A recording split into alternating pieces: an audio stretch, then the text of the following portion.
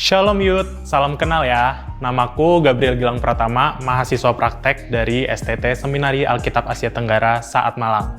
Aku senang bisa menyapa dan mengenal teman-teman di Gibeon Youth. Dan pada kesempatan ini, aku juga rindu membagikan firman Tuhan untuk kita belajar bersama-sama. Sebelum itu, mari kita fokuskan hati dan pikiran kita, ambil sikap tenang di hadapan Tuhan. Mari kita berdoa. Bapa, hari ini kami mau datang kepadamu untuk mendengarkan firman-Mu. Berbicaralah ya Tuhan, sebab kami siap mendengarkan. Di dalam nama Tuhan Yesus kami berdoa. Amin. Teman-teman, mari kita buka dan baca Alkitab kita di dalam Kitab Injil Kristus menurut Markus 1 ayat 21 sampai 28, dilanjutkan dengan ayat 35 sampai 42. Mari kita baca bersama-sama. Mereka tiba di Kapernaum. Setelah hari Sabat mulai, Yesus segera masuk ke dalam rumah ibadat dan mengajar. Mereka takjub mendengar pengajarannya, sebab ia mengajar mereka sebagai orang yang berkuasa, tidak seperti ahli-ahli Taurat. Pada waktu itu, di dalam rumah ibadat itu, ada seorang yang kerasukan roh jahat. Orang itu berteriak, "Apa urusanmu dengan kami, hai Yesus orang Nazaret? Engkau datang hendak membinasakan kami. Aku tahu siapa engkau, yang kudus dari Allah." Tetapi Yesus menghardiknya katanya, "Diam, keluarlah daripadanya." Roh jahat itu menggoncang-goncang orang itu, dan sambil menjerit dengan suara nyaring, ia keluar daripadanya. Mereka semua takjub, sehingga mereka memperbincangkannya, katanya, "Apa ini? Suatu ajaran baru. Ia berkata-kata dengan kuasa. Roh-roh jahat pun diperintahnya dan mereka taat kepadanya." Lalu tersebarlah dengan cepat kabar tentang dia ke segala penjuru di seluruh Galilea. Kita lanjutkan di ayat yang ke-35 sampai 42. Pagi-pagi benar, waktu hari masih gelap, ia bangun dan pergi keluar. Ia pergi ke tempat yang sunyi dan berdoa di sana. Tetapi Simon dan kawan-kawannya menyusul dia. Waktu menemukan dia, mereka berkata, "Semua orang mencari engkau." Jawabnya, "Marilah kita pergi ke tempat lain, ke kota-kota yang berdekatan, supaya di sana juga aku memberitakan Injil, karena untuk itu aku telah datang." Lalu pergilah ia ke seluruh Galilea dan memberitakan Injil dalam rumah-rumah ibadat mereka dan mengusir setan-setan. Seorang yang sakit kusta datang kepada Yesus dan sambil berlutut di hadapannya, ia memohon bantuannya, katanya, "Kalau engkau mau, engkau dapat mentahirkan aku." Maka tergeraklah hatinya oleh belas kasihan. Lalu ia mengulurkan tangannya, menjamah orang itu dan berkata kepadanya, "Aku mau, jadilah engkau tahir." Seketika itu juga, lenyaplah penyakit kusta orang itu, dan ia menjadi tahir. Teman-teman, topik renungan kita minggu ini adalah Jesus reveals His power, atau Yesus menyatakan kuasanya. Berbicara tentang kuasa, apa sih yang terlintas dalam benak teman-teman? Biasanya kuasa ditampilkan tidak hanya sebagai otoritas, tetapi juga sebagai sebuah identitas.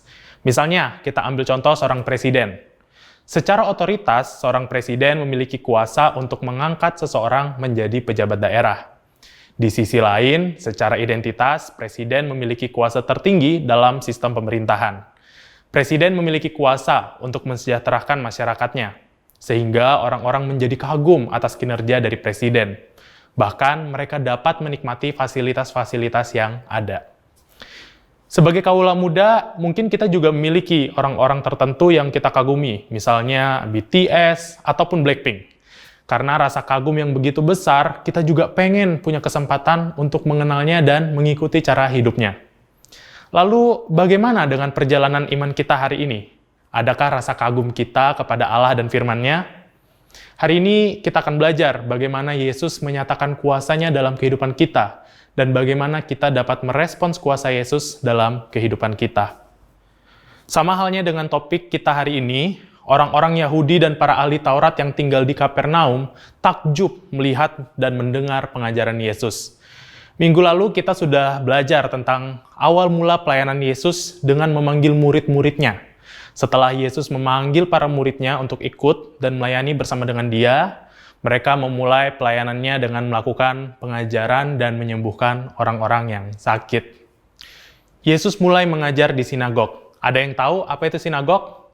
Ya, sinagog adalah tempat ibadah orang-orang Yahudi dan Yesus mengajar di sana. Ketika Yesus mengajar, orang-orang takjub kepada perkataan Yesus, sebab Yesus mengajar dengan penuh kuasa. Hal ini berbeda dengan pengajaran para ahli Taurat pada umumnya. Mengapa bisa berbeda? Kita dapat membedakannya dengan melihat tradisi para ahli Taurat dalam mengajar dengan mengutip tulisan-tulisan dalam Perjanjian Lama.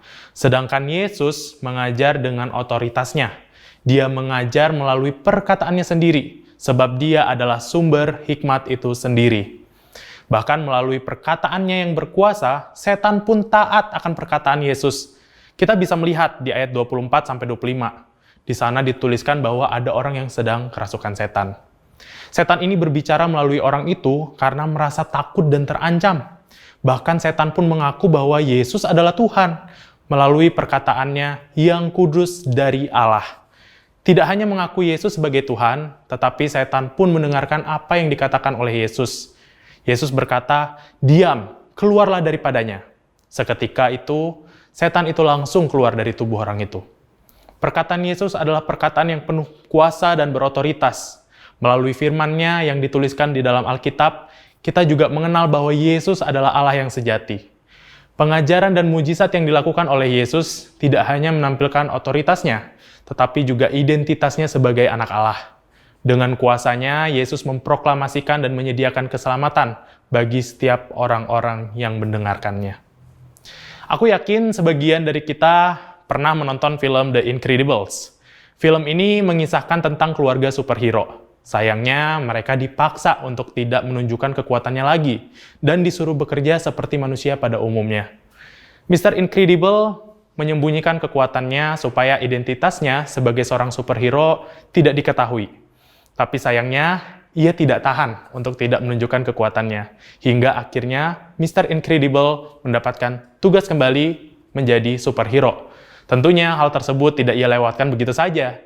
Ia melawan musuh lamanya dengan kekuatannya, hingga orang-orang mengetahui bahwa identitas Mr. Incredible dan keluarganya ini adalah keluarga superhero. Mr. Incredible memang memiliki power yang dapat menunjukkan identitasnya, tapi sayangnya dia harus menyembunyikan kekuatannya itu. Berbeda dengan Mr. Incredible, Yesus tidak perlu menyembunyikan kuasanya atau identitasnya.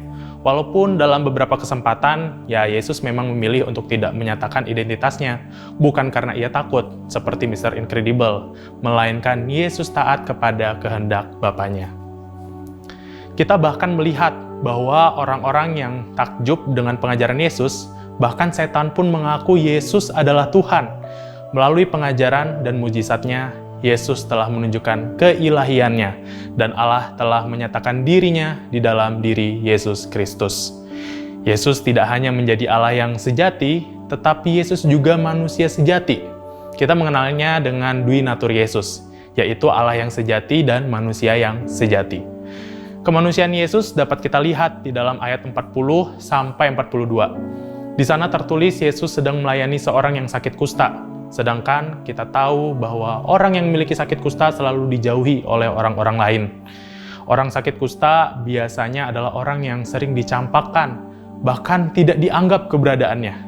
Dalam natur manusianya, Yesus sangat mengerti tentang penderitaan di dunia ini. Oleh karena itu, dengan penuh belas kasih-Nya, Yesus mengulurkan tangannya dan berkata dengan penuh otoritas dari Allah. Maka orang sakit kusta itu pun disembuhkan.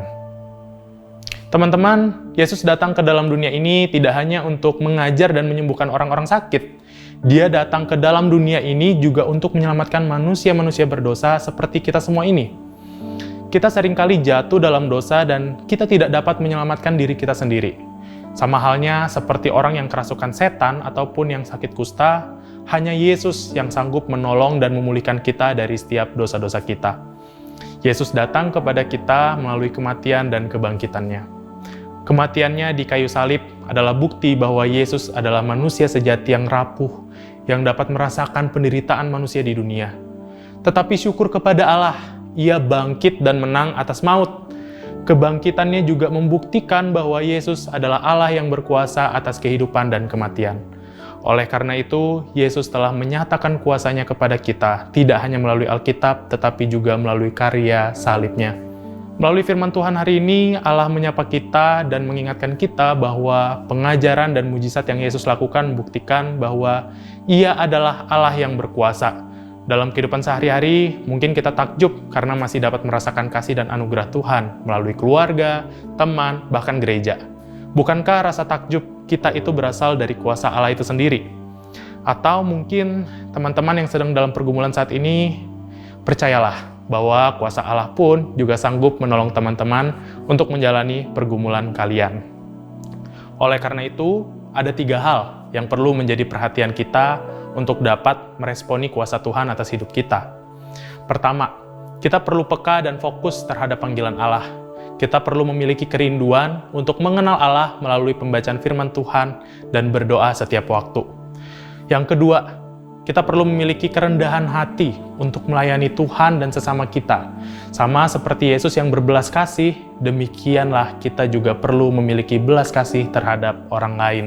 Dan yang terakhir, yang ketiga ialah kita harus beraksi dan bersaksi untuk memberitakan Injil dan mengajarkannya kepada orang-orang yang belum percaya. Kita dapat menyampaikan Injil itu melalui sosial media ataupun melalui perbincangan kita dengan orang lain. Oleh karena itu, janganlah takut untuk menyatakan kuasa Yesus kepada orang lain. Sebab Ia telah menyatakan kuasanya terlebih dahulu kepada kita. Dan percayalah bahwa ada Roh Allah yang senantiasa memampukan kita untuk memproklamasikan keselamatan Allah bagi dunia. Soli Deo Gloria.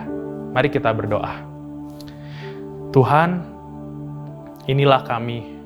Kami rindu untuk memiliki hati yang berbelas kasih, untuk melihat dan menerima kuasa Tuhan dalam kehidupan kami. Tolong kami ya Tuhan, supaya hidup kami tidak hanya menjadi penikmat firman Tuhan, tetapi menjadi pelaku dari firman Tuhan. Biarlah Roh Kudus-Mu memampukan kami, untuk kami boleh memberitakan Injil Tuhan dimanapun kami berada, sama seperti Engkau yang mengajar dengan penuh kuasa. Dan biarlah kami juga diutus di dalam kuasa-Mu ya Tuhan. Terima kasih Tuhan untuk firman-Mu pada hari ini. Di dalam nama Tuhan Yesus kami berdoa dan mengucap syukur. Amin. Thank you teman-teman. Aku mengapresiasi teman-teman semua yang telah mengikuti dan belajar bersama firman Tuhan hari ini dari awal sampai akhir. Aku juga mengingatkan teman-teman untuk tidak lupa membaca daily devotional yang sudah dibagikan oleh pembina kalian melalui WhatsApp dan juga dapat kalian lihat di Instagram @gibeonyouth. Aku menantikan teman-teman juga untuk bisa beribadah onsite bersama-sama di Gibeon Church. See you next week. God bless you.